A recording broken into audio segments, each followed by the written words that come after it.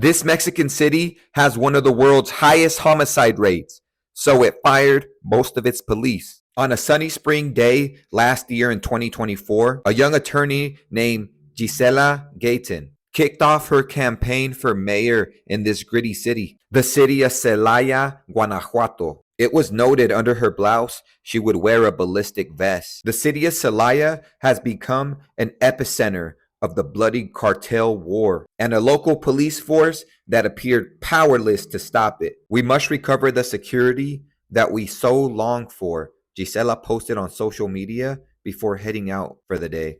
As Gisela shook hands on the outskirts of town, a man approached, raised a gun, and shot her in the head. After her funeral, a priest lamented a death caused by murderers who believe they can control society. Local Morena party leaders picked a new candidate, Juan Miguel Ramirez Sanchez. And Mr. Ramirez believed that the city of Celaya's biggest problem was its police, instead of fighting organized crime, appeared to be involved in it. His son-in-law had been unalived in a case that is still unsolved, while officers had demanded bribes and obstructed the investigation. Police misconduct has been well documented. Local cops were prosecuted for abusing detainees, even participating in kidnappings and homicides. Once Ramirez won election, he fired 340 of the 600 police officers. Then, as officials in Mexico have been doing for nearly 2 decades,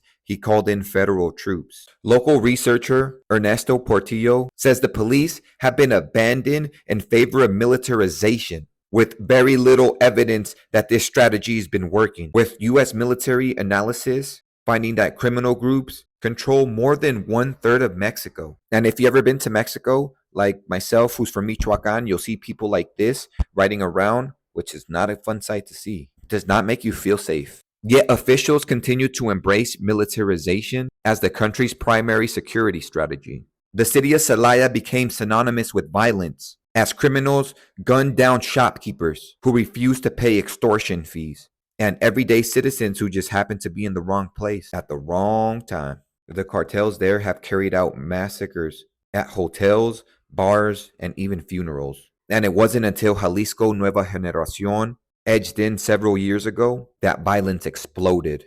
The group's been battling with another local cartel, Santa Rosa de Lima, as they battle for control of pipelines, theft of cargo trucks, drug trafficking. By 2024, the city of Celaya had a homicide rate of 87 unalivings per 100,000 people. That's 17 times the rate here in the United States.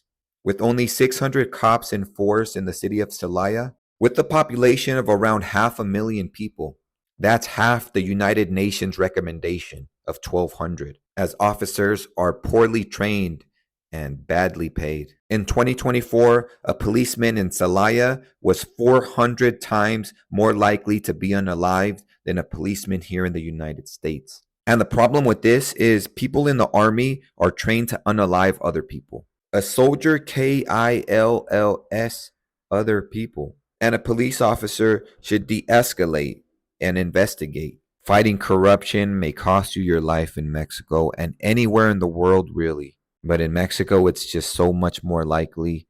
Rest in peace, beautiful soul. R.I.P. Gisela. Comment down below what you think. Follow to stay in the loop.